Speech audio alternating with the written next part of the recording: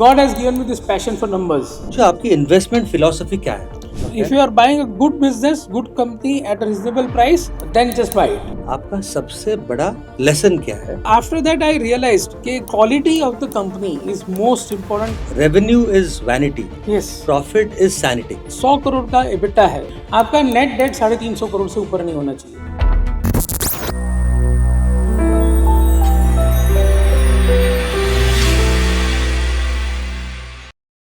Welcome to another episode of Learn from Masters by MF Bharat, India's dedicated mutual funds platform offered in vernacular languages that makes investing simple, accessible, and understandable for everyone. Through insightful conversations with industry leaders, fund managers, and market experts, we bring you practical knowledge to help you make better financial decisions. Today, we bring you another episode of Learn from Masters, where we bring you conversations with the leaders shaping India's financial future. Today, we are joined by Mr. Parag Thakkar, Head of Fund Management at Fort Capital. With over 2 decades of experience across mutual funds and portfolio management, Mr. Thakkar is known for his high conviction investing style, disciplined portfolio construction, and unwavering focus on long term wealth creation.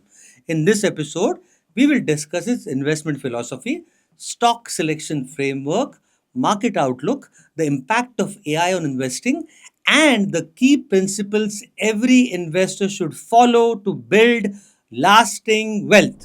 बराबर, नमस्ते, welcome to MF Thank Bharat. you. Thank you so much for coming.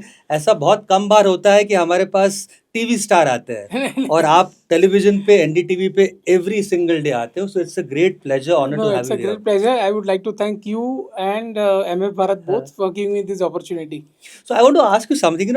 Something I found out today only was that for nearly 10 years, you worked in packaging and it was manufacturing industry. So आप manufacturing से market कैसे पहुंच गए? So it just happened that when I was in college, it was my father's business. So I joined naturally. और मैं जैसे ही गया, the excise duty came, so there were a lot of regulatory things which I had to see, and I was watching that who I was supplying to, like textile companies and API manufacturers, they were delaying payments like anything. So then it happened to me that God has given me this passion for numbers. So I was always interested in numbers only in my business also, rather than machines and manufacturing. And luckily, my mom, she saw that passion for numbers. So she brought me books like Buffettology, One Up on Wall Street, Beating the Street, and I got inspired by those books. So that is how this journey towards stock market started. And then, of course, again, God took me to the office of Parag Parikh, advisor, PPFS. And there again, the same lessons were learnt of Warren Buffett, high ROC, free cash flow generating, high quality companies. In fact, the first company which I bought on the recommendation of Parag Parikh was GlaxoSmithKline Pharma. That time the stock price was, if I remember, 385. Okay. And I was impressed that, okay, this is a moated business, injectables and all. So I would say that, actually it is journey which is defined by God. And then in 2004, actually I wrote 2 notes. One on Marico, one on SL Propec, which was liked by my friend Rahul Shah, who was in Refco Sifi, now Phillips Capital. He's still there, by the way. And he gave me opportunity to enter into markets. And that is where I was introduced to Mr. S. Naren, who was a CIO of course, he needs no introduction. Correct. And so he has been my mentor, my guru, everything. So whatever stocks I used to like, we used to discuss. And then he joined ICICI Pru MC. And that is how this journey has started. Eventually, I also happened to join ICICI Pru MC in December 16. So मतलब manufacturing का loss was market का gain. Yeah, you can. I'm much, by God is very kind, I'm much better off that I left, because that industry was very fragmented. And that is what I learned in investing world also. You should never invest in the businesses where there is too much of competition, too much of fragmentation. That is why I like consolidated businesses like telecom, and those kind of businesses where competition is limited, entry barriers are high. And so you can say that, but whatever I learned in that packaging business is still with me. Understood, understood. So in fact, I want to go back to that point, and just for the people who are watching, जो हमारे दर्शक है, आपने कहा था reading. There is saying that a good reader becomes a good leader. So पढ़ना बहुत important है. आजकल लोग ज़्यादा पढ़ते नहीं हैं, but thank you for saying that. Now एक हम अभी बढ़ते हैं to your investment philosophy. कि आप इतने लंबे समय से इन्वेस्ट कर रहे हो. You have been a very successful investor. तो अगर मैं आपका पूछूं कि आपको पूछूं आपकी इन्वेस्टमेंट फिलॉसफी क्या है? So basically, by any quality business, by Hmm. quality business, what I mean is, for example, a business which generates about 25% ROC, Okay. which generates a lot of free cash flows or operating cash flows also, which has less competition, which has pricing power. If those kind of businesses are available at reasonable valuations, and reasonable valuations, mind you, in this world, because मैं आपके आज के investors के लिए ये show कर रहे हैं, इसलिए today what is relevant that I am saying correct कि आज की तारीख में आपको अच्छा बिजनेस सस्ता तभी मिलता है जब तीन चीज होती है. या तो market is going through solid confidence crisis, right, जैसे कि अपने इंडिया पे 50% टैरिफ लग गई, डिमोनेटाइजेशन एक इवेंट था, कोविड एक इवेंट था, राइट. सो ऐसे इवेंट जब आते हैं तभी you get that life time opportunities to invest in a blue chip quality company. Crude oil बहुत ऊपर चला गया, तभी you will get to invest in company like Pidilite और Asian Paints, you know those kind of highly moated businesses, strong brands, तभी आपको सस्ते में मिलेंगे, right. In 2016 to 19 if you see, जब Reliance made voice free, that was the time Bharti Airtel was available cheap at around 400 450 or so. Today it is 2000, right? Correct. 1900 to be specific. तो जब या तो मार्केट में problem हो या तो sector में प्रॉब्लम हो, जैसे आज की तरह में आईटी सेक्टर में प्रॉब्लम है, correct, there is a complete confidence crisis in IT, absolutely, right. And या तो फिर कंपनी स्पेसिफिक इश्यू हो, right. So basically what I do at my this thing is के अगर मार्केट का प्रॉब्लम है तो डरो ही मत. If you are buying a good business, good company at a reasonable price, then just buy it. If it is a sector problem, understand that sector problem. If you can understand, then you go ahead and buy it. अगर company specific issue है, then it is very difficult to find out. Because if it's, suppose it is a corporate governance issue, in a good company, bad companies तो छोड़ ही दो, तो देखना ही नहीं है. But in a good company, if there is a governance problem, then you have to have a different kind of attitude. Absolutely. Which I don't have. So Parag bhai, just one question now. आपका market में इतने साल में आप invest कर रहे हो, 25-30 साल हो गए आपको, आपका सबसे बड़ा लेसन क्या है, आपका सबसे बड़ा सक्सेस क्या है, और आपका सबसे बड़ा फेलियर क्या है? So one thing which I remember very distinctly, मेरी लाइफ का जो सबसे बड़ा मिस्टेक था, वो था, एक स्टॉक था Amtek auto which I bought, and it was a slightly highly leverage company, debt थोड़ा ज़्यादा था, कंपनी कंटिन्यूस केपेक्स किए जा रहा था in spite of having a capacity which was ideal. So वो एक रेड फ्लैग था which I missed. Plus when I invest I do lot of channel checks. मेरे चैनल चेक्स में ये भी आया कि that company is always delaying payments with suppliers. Okay, but that I ignored because I thought that ये stock, and he was a competitor to a company called Bharat फौज, जो सबको पता है आज भी it is a thriving company. तो भारत फौज का पी चल रहा था कुछ 22-23, इसका पी चल रहा था कुछ 17-18. आई थॉट कि ये सस्ता है, सेम बिजनेस में है, इसके भी यूरोप में प्लांट्स है, ग्लोबल प्लांट्स है, और काफ़ी सुना था कि यूरोप में प्लांट्स काफ़ी अच्छे हैं इसके. तो बेसिकली इन्वेस्ट किया. I lost I think more than 50% of my capital in that stock. And after that I realised कि quality of the company is most important. Quality of management, balance sheet, cash flows, capital allocation is also very important. जैसे आज हम देखेंगे, for example, अभी just to give you a recent example, Bajaj Auto में there is a buyback going on, right. 12,000 रुपये में buyback है, आज का प्राइस चल रहा है 9,800. 12,000 रुपये में 5,630 करोड़ का बायबैक चल रहा है, और promoter is not participating in that buyback. So that means promoter is letting go of 3,000 crores. Correct. At 20% above current market price. And this company gives 90% of its profit earned as dividend or buyback to the shareholders. So capital allocation is also very important. Right. So basically this are the lessons. Amtek auto में वही problem था कि he used to invest in new capacities one after the other in spite of having ideal capacities. So over capex हो रहा था, and that too leverage लेके हो रहा था. Understood. So that is a big lesson which I learned from that mistake. Okay. So the success is, of course, I'll tell you, biggest success in my life has been Tata Consumer, Okay. where I bought at 200 in my ICICI Pru Contra Fund. That did very well. That was after Mr. Chandra came. Then Trent, again Tata Correct. Group stock. Correct. So basically, those have been the success stories of my. And I would say that management plays very important role. Correct. So after Mr. Chandra became chairman of Tata Group, both these opportunities came, and they did extremely well for me. So पराग भाई, आप इतने साल से इतने अच्छे stock select करके इतने अच्छे रिटर्न दे रहे हो इन्वेस्टर्स को, but for our viewers can you tell them in a very simple language आपका स्टॉक सिलेक्शन प्रोसेस क्या है? इज मोर लाइक आपका सक्सेस का सीक्रेट सॉस क्या है? So basically it is very simple.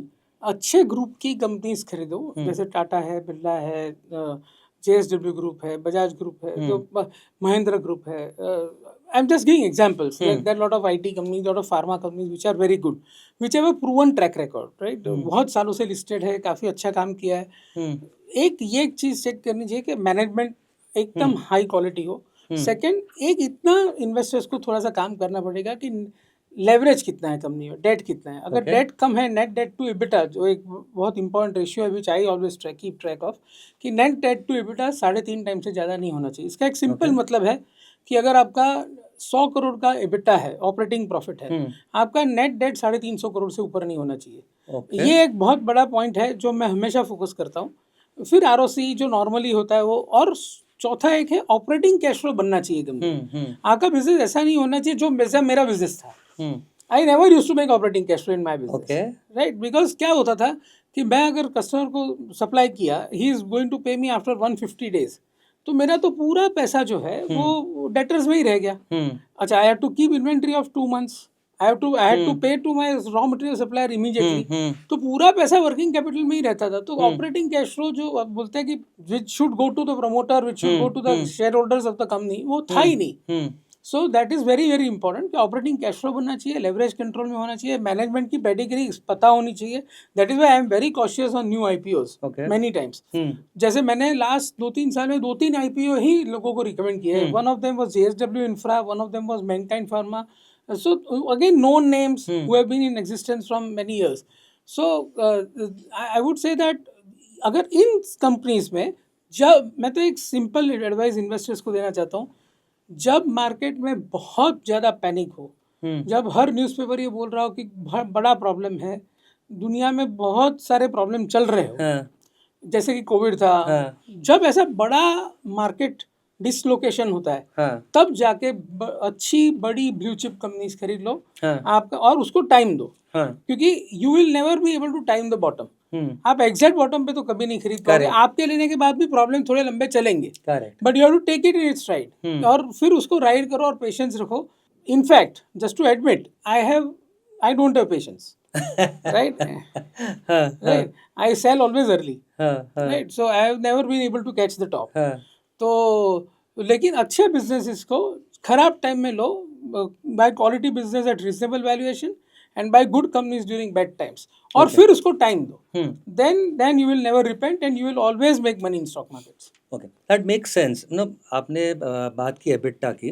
There is this very interesting line which says that revenue is vanity, yes, profit is sanity. Yes. इसके बारे में आपका क्या ख्याल है? 100%. आपको मैं उसका एक एग्जांपल कंपनी के नाम के साथ देता हूँ, okay, which because I cannot stay away from it. For example, Bajaj auto. जब बजाज ऑटो ने चेतक स्कूटर, जो उनका इतनी बड़ी ब्रांड थी, उसको बंद किया, तो मार्केट को लगा कि स्कूटर इतना बड़ा मार्केट है, उसमें क्यों नहीं है. उनके फादर ने ये ब्रांड बनाई थी, हमारा Bajaj, which was so popular. People thought के क्या कर रहे हैं ये लोग, मार्केट शेयर लूज करेंगे. डोमेस्टिक स्कूटर का पूरा market they given up to the competitors, right. आज आप उठा के देखिए उस टाइम पे कितना पैट था, आज कितना पैट है, right. They explored new markets, correct, right. They started exporting. Correct. ये मंथ के नंबर में 4,60,000 का जो टोटल नंबर है 4,60,000 vehicles, 2,50,000 is exports Wow. and where he is making more than 20% EBITDA margin. Wow. So basically that is what it is. Profit, cash flow he ultimate चीज है, Absolutely. Ultimate चीज है, उसके ऊपर ही कंपनी को value मिलनी चाहिए, हाँ. Right. So I am saying कि मार्केट शेयर के लिए बहुत टाइम तक पैसा लूज करना, दैट इज ओके. वो ऐसे टाइम में चलता है जब लिक्विडिटी बहुत है, when there are so many PE funds, so many mutual funds who are ready to support you during such times, right. हमारे ज़माने में जब मैंने इन्वेस्टिंग चालू किया था, जब Warren Buffett investing was the trend, if you are burning money, nobody was supporting, or you had to go to banks, right. तो अभी पहले जो रिस्क बैंक्स लेते थे, अभी वो रिस्क इन्वेस्टर्स ले रहे हैं, करेक्ट. राइट. क्योंकि पहले बैंक्स के एनपी होते थे, Correct, अगर तुमने absolutely. लॉस मेकिंग बिजनेस को फंड कर दिया, आज इक्विटी इन्वेस्टर्स का ऐसा ही एनपीए इनडायरेक्टली हो रहा है मार्केट में. बट मार्केट में ये है कि बस ग्रोथ को चेस करो. So you will never touch a company which is not likely to make profits. Yes, absolutely.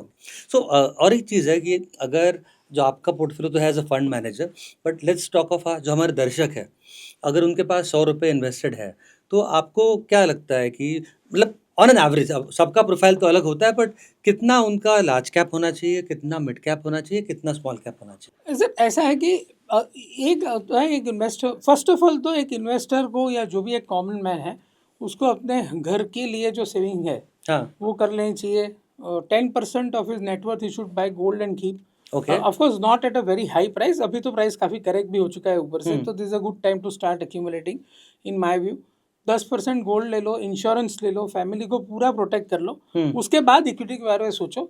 And there if you are a investor who invest on his own, okay, तो ये एक principal रखो कि market में जब बहुत ज़्यादा panic है, अच्छी कंपनीज लेके उसको छोड़ दो, पेशेंस रखो. Large cap blue chip companies which you know, but उसमें timing is important. And timing के लिए, बिकॉज लार्ज कैप्स में you are going to get 15 to 18% compounding return. तो अगर आपका एंट्री पॉइंट राइट हो गया है तो you will gate 20-25% CAGR return. तो हर 3 साल 4 साल में आपका पैसा डबल होगा by taking lowest possible risk, because वो लार्ज कैप है. अगर आप ऐसे इन्वेस्टर हो जो आज की तारीख में मोस्ट ऑफ द पीपल है SIP इन्वेस्टर्स हो, राइट, तो ये करो कि SIP करते रहो in a good large cap funds. थोड़ा सा मिड कैप, थोड़ा सा small cap, but I think 60% should be large caps. As such in my view today large caps are undervalued significantly, because continuous FI की selling हुई है last 5 साल में. तो they had to cell because interest rates are going up in US, and after that tariff tantrum, and after that war, so they had to sell, and we don't have a AI play, right. So large caps in India, select names, are very very interesting, and they can easily compound at 15 to 18% CAGR. Wow. Okay. In my view, that is why I'm saying that 60% allocation you can give to large cap funds, 60 to 70, remaining good mid cap and small cap funds there are. तो उसमें आप SIP करते रहो, और जब जब market में बड़ा पैनिक हो तब U double up your SIP. Understood. तो अभी आपने बात किया एंट्री का, तो बहुत लोग ये सोचते हैं कि एंट्री कब करना है, और उसके लिए बहुत जवाब मिलते हैं, बट बहुत लोगों को ये नहीं पता चलता कि एग्जिट कब करना है. तो व्हाट इज योर एडवाइस कि एग्जिट कब करना चाहिए किसी को इन्वेस्टमेंट से, इक्विटी मार्केट से? तो I can tell you what I practice, कि हम लोग हर स्टॉक जब हमारे फंड में लेते हैं तो उसकी एक 1 year, 2 year, 3 year की टारगेट वैल्यू बनाते हैं based on PE multiple which we assign to the expected earning of that company. अगर वो हमारा टारगेट समझो, उसकी इंट्रिंसिक वैल्यू हमारे हिसाब से 1 year फॉरवर्ड अर्निंग के हिसाब से 100 रुपये है, okay. और अगर वो आज 70 रुपये मिल रहा है, 70 रुपीज़ में, तो we buy into that company. अगर वो 100 रुपया मुझे कोई 3 महीने में ही करके दे देता है, ओके, तो I sell, I don't wait. Because otherwise as a professional fund manager what happens is, अगर वो 100 रुपये फिर 1.5 साल रह गया, because it has achieved its fair value, then I lose out on the other opportunities. Understood. And I lose out on the alpha. Basically we are alpha hunters, right. तो हमें alpha चाहिए, तो हमें alpha के लिए if we have got that 30% return in 3 months, then there is no need to wait for another 18 months.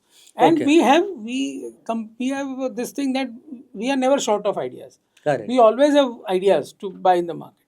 तो basically हमारे पास दूसरी अपॉर्चुनिटी ऐसी होती है जहाँ 100 रुपए की इंट्रिंसिक वैल्यू वाली कंपनी वापस 70 रुपए मिल रही है, अच्छी Correct. Company, right. सो तो इसका मतलब आप बाय एंड होल्ड ब्लाइंडली नहीं करते, नहीं नहीं नहीं टारगेट हो गया तो उसको आप एग्जिट कर लेते हैं. यस. तो that's a good strategy. If the returns have front ended, then we book profit. Correct. Or if the fundamental thesis he change होता है, then we. So now let's talk of the next say 3 to 5 years. Structurally अच्छी themes कौन सी है investors के लिए, और कौन से सेक्टर्स है जहाँ पे इन्वेस्टर्स को थोड़ा कॉशियस रहना चाहिए? So in my view, the sectors which will see phenomenal growth is something like electric vehicles. Okay. Right, because ये जो already वो trend चल रहा था. Now if you have seen this latest Delhi policy, EV policy, correct. where everything is moving towards policy shift is happening towards pushing EV. Because the Strait of Hormuz problem which happened due to this West Asia war conflict, तो उससे government and entire machinery is awakened to the fact that we cannot depend on the Strait of Hormuz kind of thing. Correct. Right. So EV is now I would say inevitable. Okay. वो करना ही है.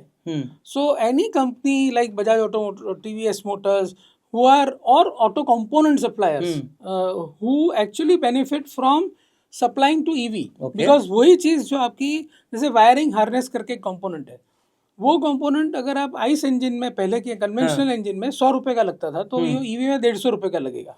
Oh wow. Okay. Right. So all the component suppliers to EV, right? That is, those are going to have a phenomenal growth. Okay. Just now today, I think Bajaj Auto management has said on that they are going to double their Chetak electric scooter capacity, and they will have to expand their electric three-wheeler capacity also big time.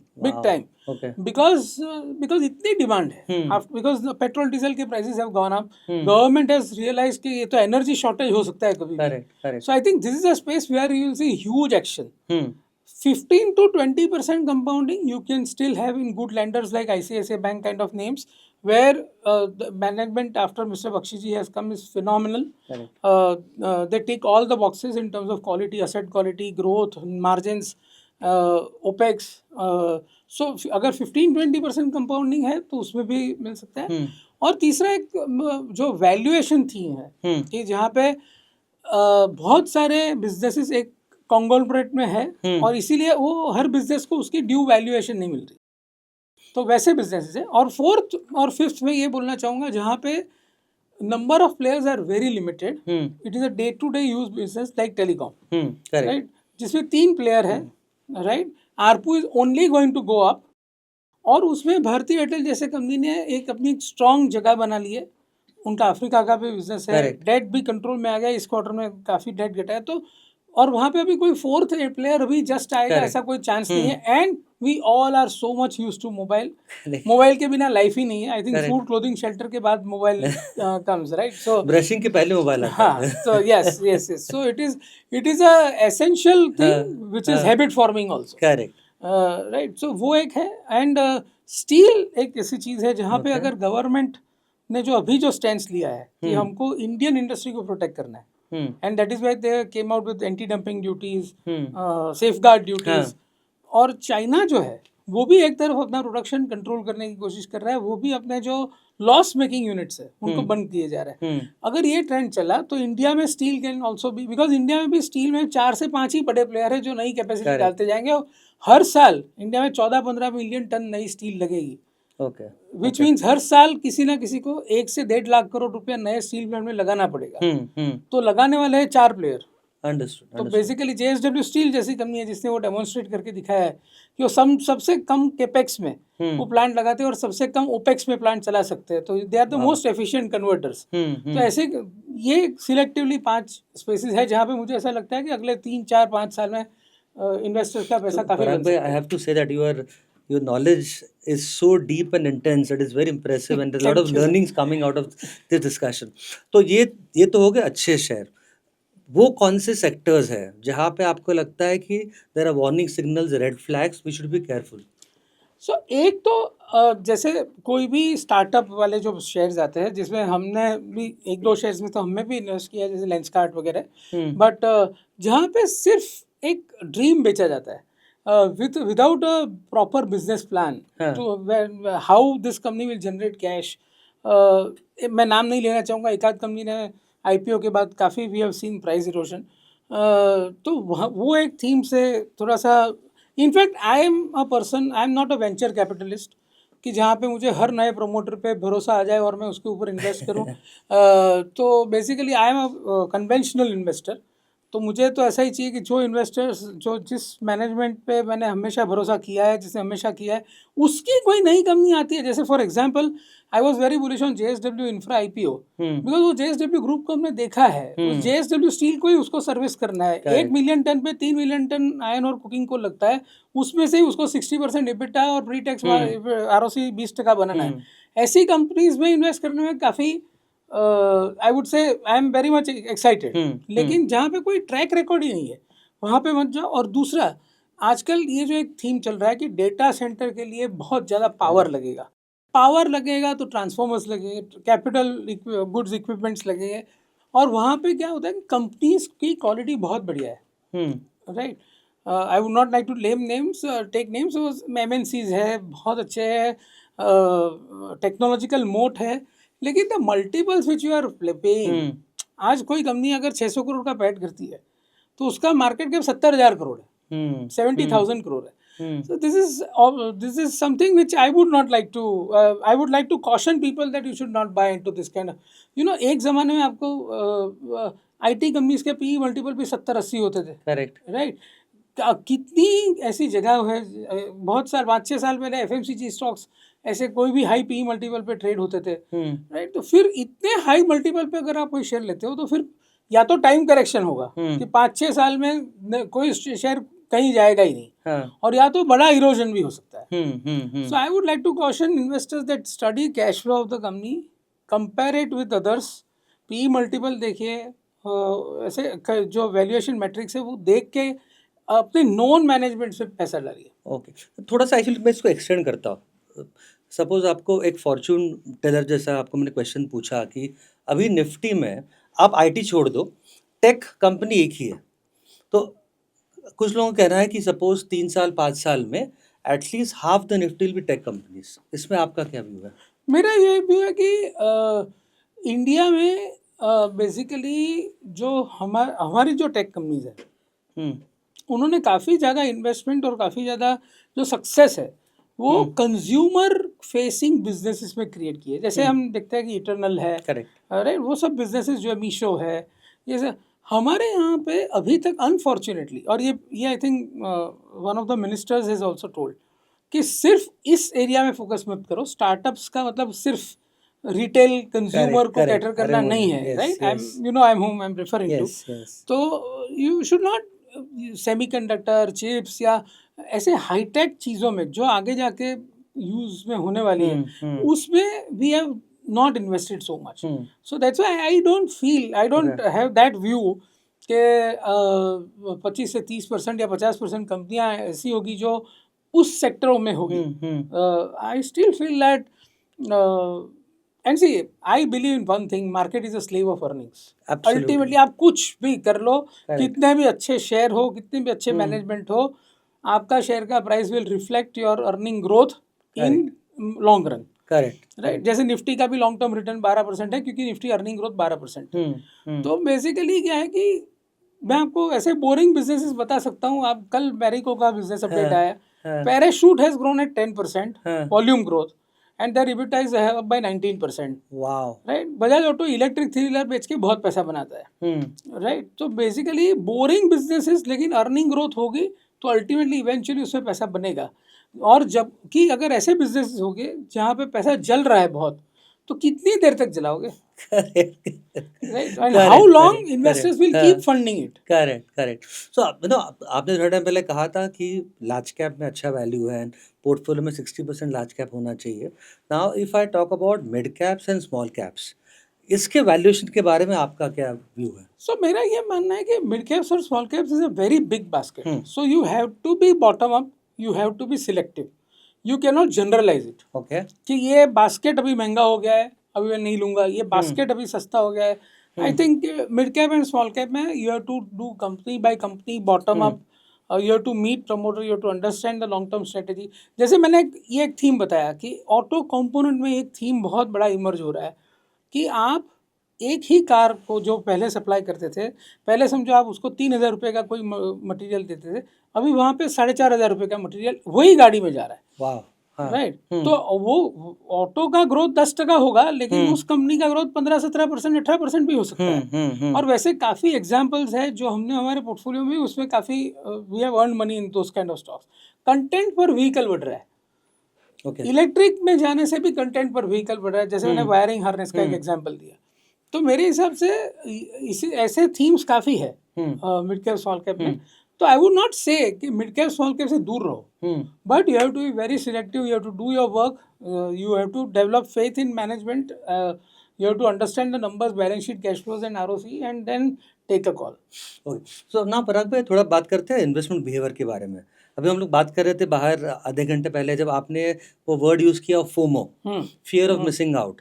सो आप लोगों को क्या advice देना चाहेंगे in terms of avoiding what kind of behaviour? So I'll tell you, when silver started rising from $40 and it went to $80 in no time, I was on NDTV and I clearly said that मैंने मेरा silver बेच दिया है घर का. Okay. This I've said publicly. Okay. At $80. I went wrong. It went up to 115. Okay. तो कोई भी आदमी जिसे मेरी राय मानी होगी, मेरी तरह बेचा होगा, उसने बेचारे ने एक बार तो देखा कि वो $115 चला गया. राइट. फिर वो अभी आज $58 पे. करेक्ट. राइट. तो मेरा ये मानना है कि एक एडवाइस मैं हर इन्वेस्टर को देना चाहूँगा, और ये मैंने देखा है कि हर कॉमन इन्वेस्टर इसका विक्टिम बनता ही है, कि जब 10 साल के बाद, and I use Hindi in this, 10 साल के बाद एक असेट क्लास, चाहे वो गोल्ड हो, सिल्वर हो, इक्विटी हो, वो जब अंगड़ाई लेता है, हाँ. राइट, और वो चलना शुरू करता है, स्टार्टिंग में किसी का ध्यान नहीं होता उसके बाद, फिर वो 30%, 40%, 50% दौड़ता है. हाँ. फिर वो पेपरों में आता है, न्यूज़पेपर, सोशल मीडिया, आजकल पेपर तो अभी कोई पढ़ता है, सोशल मीडिया में आता है, सिल्वर इतना हो गया, सिल्वर इतना. फिर हर कॉमन आदमी के दिल में कहीं ना कहीं, और ये नेचुरल है, एक ख्वाहिश जन्म लेती है कि मेरे पास भी थोड़ा सिल्वर हो, करेक्ट, मेरे पास भी थोड़ा सा गोल्ड हो. करेक्ट. राइट. मैंने पूरा मिस आउट कर दिया, FOMO as we call it, fear of missing out. और फिर वो जाके बेचारा अपनी हार्ड अर्नड सेविंग, पसीने से कमाए हुए पैसे से थोड़ा सा वो चीज़ खरीद लेता है. हाँ. और फिर वो चीज़ का नियर टर्म में टॉप बन जाता है, और वहाँ से वो चीज़ 40% नीचे आ जाती है.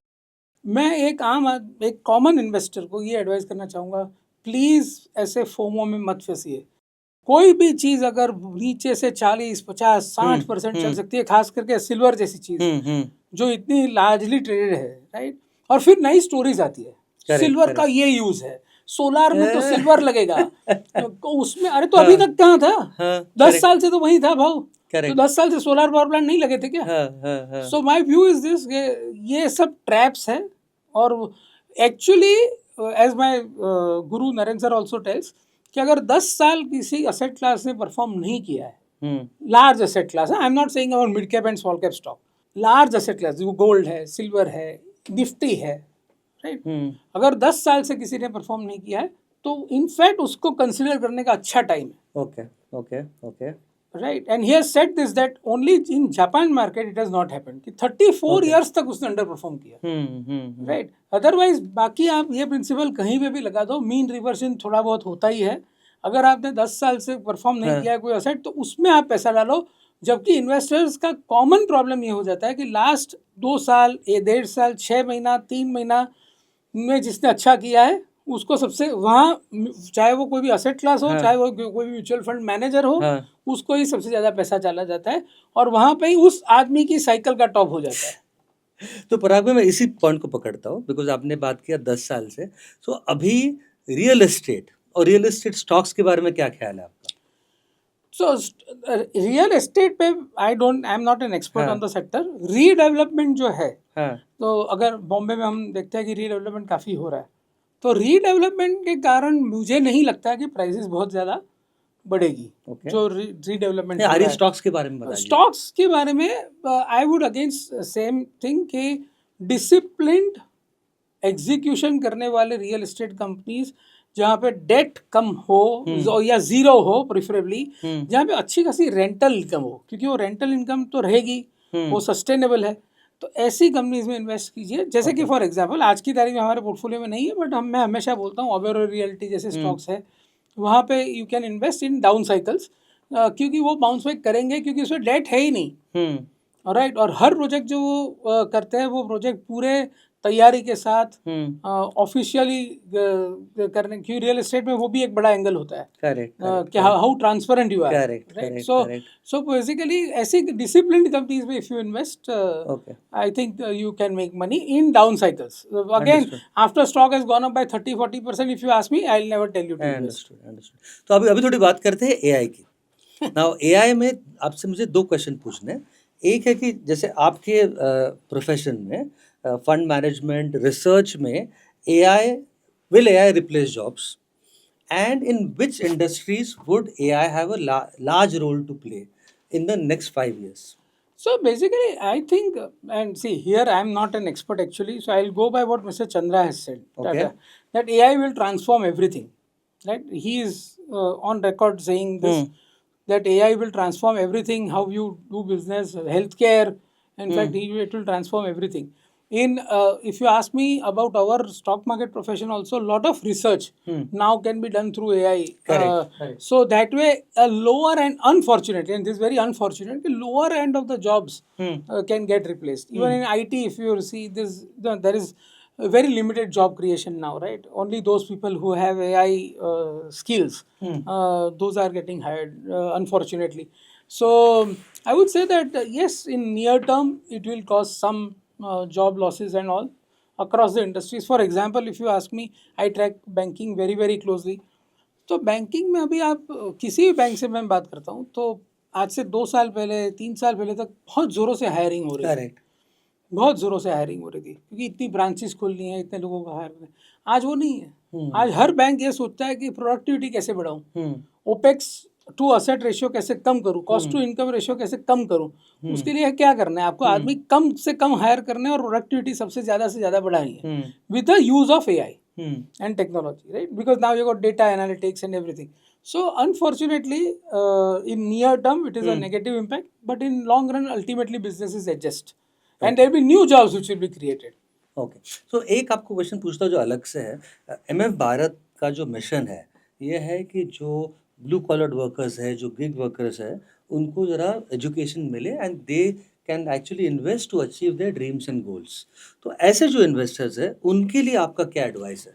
मेरे हिसाब से SIPs इनटू सबसे सिंपल है। आपकी जो भी पहले तो आपकी जो आपकी पूरी फैमिली नीड्स है, house, clothing, shelter, insurance, gold buying थोड़ा सा, बिकॉज अपने इंडियंस में हर बार मैरिजेस में गोल्ड लगता ही है, तो आई वुड से कि गोल्ड अभी ऊपर से काफ़ी अच्छा करेक्ट हुआ है। तो अगर किसी को थोड़ा बहुत लेना है तो शुरू कर सकते हैं।